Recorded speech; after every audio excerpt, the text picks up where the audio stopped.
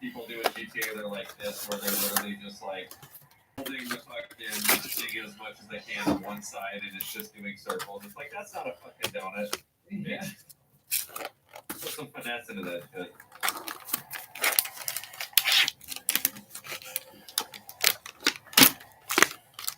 I need a bigger parking lot. I want to see how big I can get these. Yeah.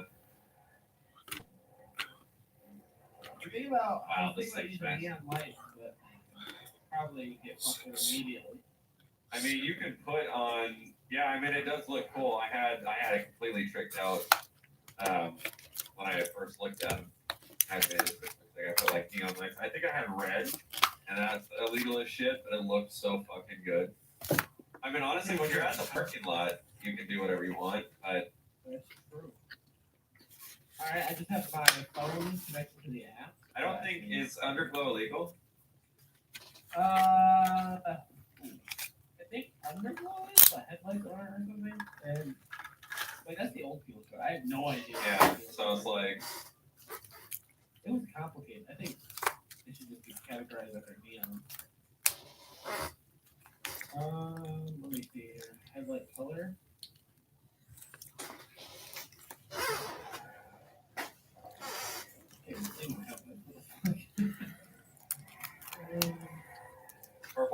Purple looks dope, and it's like the easiest way to just kind of get away with having colored.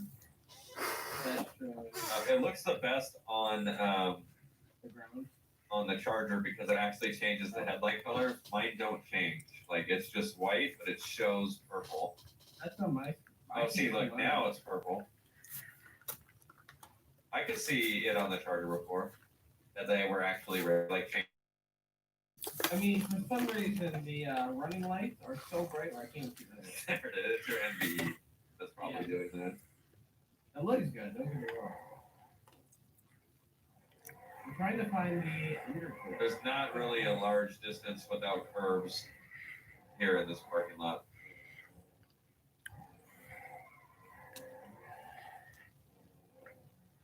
God, I wish it had more low end, dude. Be spinning tires. Vehicle neon kit. Oh my god, I couldn't find it for the life of me. Shit. Literally just right there. Alright, what was I gonna do? I got more low end.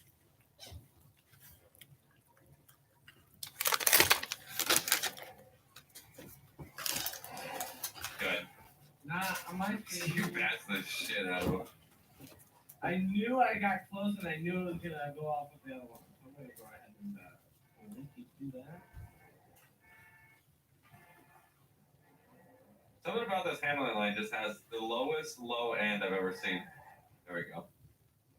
What, put some torque on it? Yeah, but I'm torque too. I have engine on, but honestly, when you're making a turn and you just gas it, the back end should swing out. But it has just such low. There we go. I put my torque up to about a 1.10. Torque at 1.10? Yeah. Oh, I'm not using that trainer. Oh. What's Yeah. that, 64? I'm not leaving. I'm just testing how fast it is on the actual road. Oh my god, it's absurd. On the highway if we want to. It's absurd.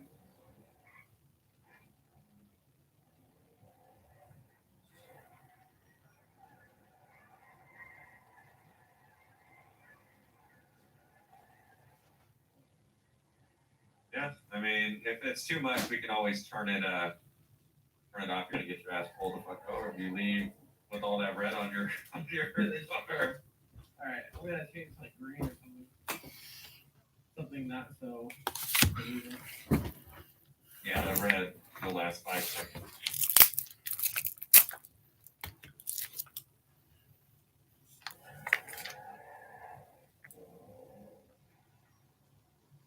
Yeah, I guess we'll just have to keep it tame, like 110, 120-ish miles per hour. Can we get up there in like 5 seconds? Yeah, do you want to get up on the highway? Yeah, we do a little rip on the highway. Okay, this is right. Right, Tom. Good idea. Your whole back end's gone. might Not on my you might want to just give that a little Right. fix. Alright. Is it fixed? Yeah. That is a lot of green you got going on there. Oh, what are you doing? Oh, where did you go? I'm right behind this car. You went into the highway on my screen from the grass. Oh, yes, that's the fastest way to get on the highway. The green really stands out on the highway. Like it just pays. Dude, this thing is absurd. Okay, yeah, 120, 25. Yeah, about 125. 160. Yeah, that's too fast. 180. It's absurd. Let me come to a complete stop. Oh, fuck! Your ass is getting pulled over. Yeah, oh. I think I was slamming on my brakes to let you catch up to me before he caught me. So 180 miles per hour. Your ass is going to jail. I might be getting fucked. Yeah, you are screwed. Holy shit. That is mind-blowing. Yeah, probably a good idea to turn them off while we're just driving around. Yeah.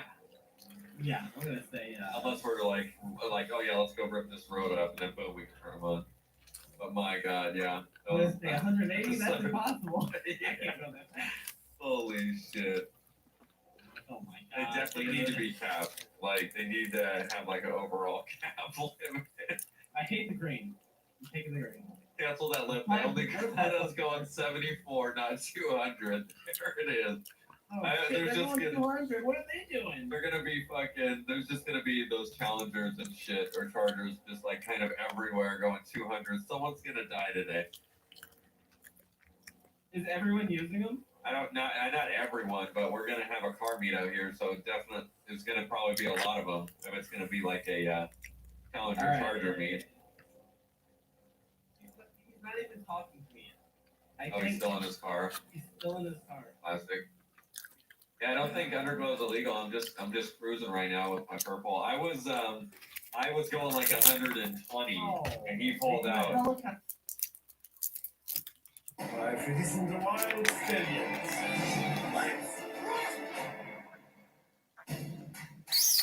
When your wife suggested couples therapy, do you think this is what they had in mind? Definitely. Helicopter above us. Oh. They might think that I might be running. Yeah, probably. I'm not gonna run, I promise. And if I do, I'm turning everything up. Good. Go to 180. Good. Wait, that's not even a police helicopter. Oh, it might It be is, the thing. but yeah. Oh, I see. Okay. I was like, oh yeah, it's orbiting. Even without the mods on, these things are still absurd. So, yeah, probably. I wonder if I can bribe them to get out. At the police station waiting for you. Okay, thanks. I'm gonna throw a car meet at the police station. That's where you wanted it. Make it easy for them. Alright.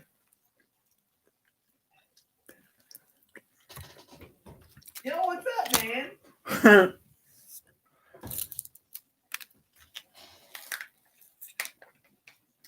My lights. It's your lights. Nope, I'm just guessing. Hey, you better hope it's your lights. Wait, how much? 185? 181. Wow. Okay, that's not bad. That's absurd. Yeah, I've never been involved with the police before, so please go lightly. Yeah, here's it. He came up to my window and said, "Hey, Mr. Pringle." He knows me. Good. Okay, please can take into consideration of how compliant I've been with you.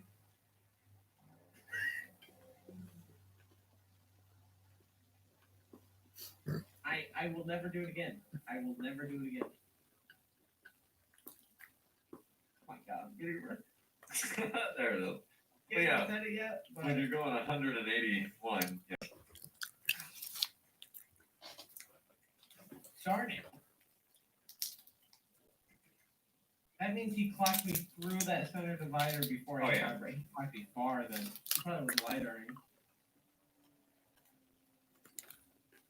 there's something else going out on the highway because there's units not responding code 3, but definitely lights and sirens over 100 miles per hour. Okay. They're probably ready to go rescue.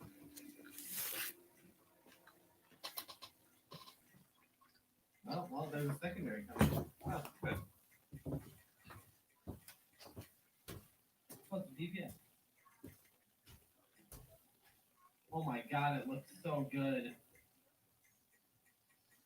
Yeah, That's the very detail nice. on the hood is a little funky. I don't like it, It's different.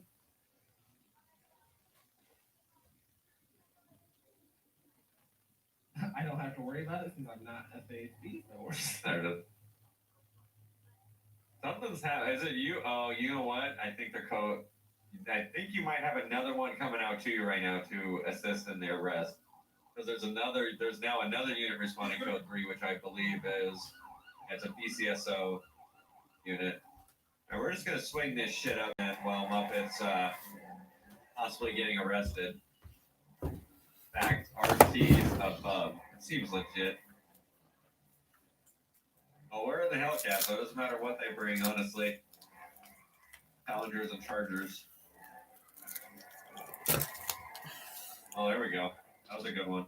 When you can just swing it and just have it like go through. Oh yeah.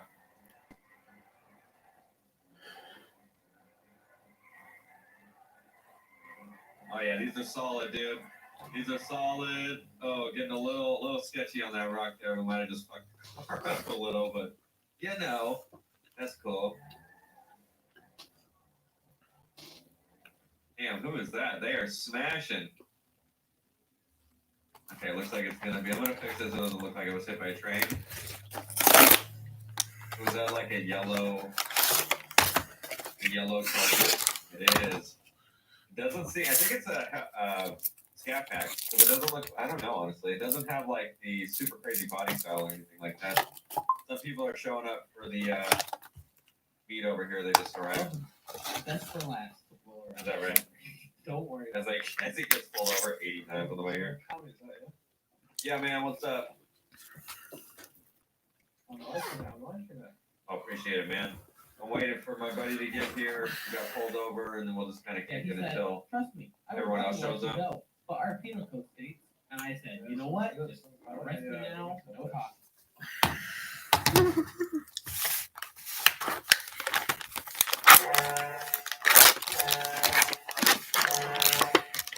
The danger remains escalating.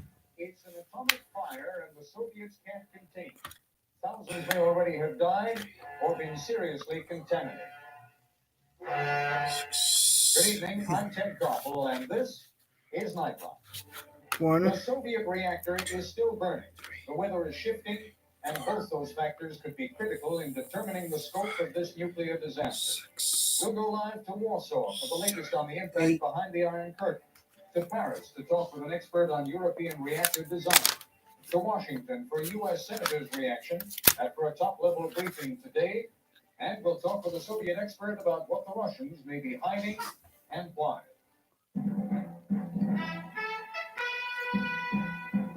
This is ABC News Nightline. Reporting from Washington, Dead Couple. When a similar accident happened in Great Britain, and you'll be hearing more about that in a few minutes, British authorities suppressed the details for more than 25 years. It is hardly surprising, then, that the Soviet Union, which has an infinitely more secretive tradition, is revealing only the sparsest information about its own nuclear disaster. But disaster is how even the Soviets are describing it. But where they concede 2 dead, diplomatic and other sources claim that more than 2,000 may already have died. Where the Soviets claim that the radiation situation is stable, U.S. intelligence sources insist that the graphite core of the reactor is still burning and spewing radiation into the atmosphere. The traveling White House press corps with President Reagan in Bali has just moments ago been briefed on what the U.S. government has been able to learn. Joining us now live by phone from Bali, ABC's senior White House correspondent Sam Donaldson. Sam, since I don't know what you have just been told, why don't you bring us up to date? Give us the headline. Well, Ted, the Press Secretary Larry Speake said a few minutes ago that based on the data the United States is collecting, the fire in the 4th graphite reactor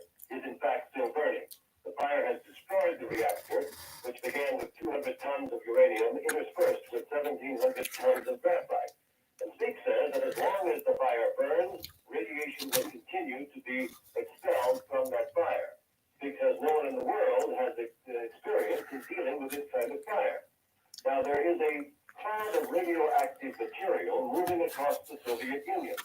He says it is too early to determine whether it will reach the United States, but he says, even if it does, it is highly unlikely, and I want to stress that's his language, highly unlikely that there would be a level of radiation that reached the United States that would be dangerous to public health.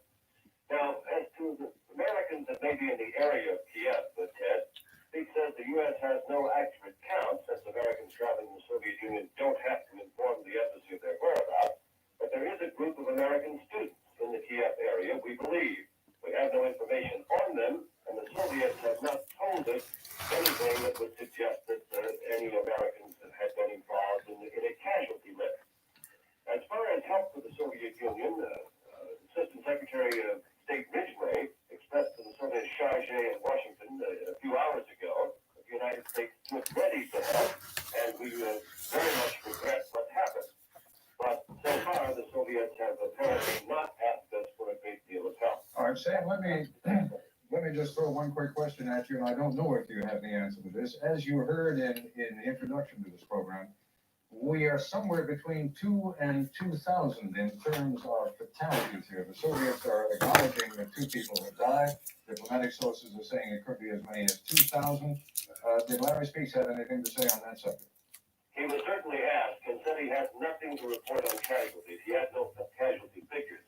As you know, Ted, they're very shy about revealing anything that would suggest the United States, through our national technical means or any other method, has information that is not public. But Speaks did flatly deny that we knew about this accident before the Soviets made it public. There is a report, as you know, that we learned about it perhaps late Friday or early Saturday through our own spy satellite or some other intelligence means. But Speaks says that's not true. All right, Sam Donaldson, thank you very much for that late update. We, of course, know little of what Soviet authorities are doing for their own people in the immediate vicinity of the accident, but in neighboring Poland, authorities have taken immediate and decisive action.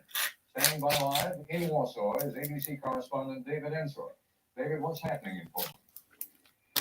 Ted, the government has banned the sale of milk, restricted it, and a special government commission has been set up, which has arranged emergency measures, emergency plans that are being drawn up just in case, as well as measures to control contaminated food, which they think there may be.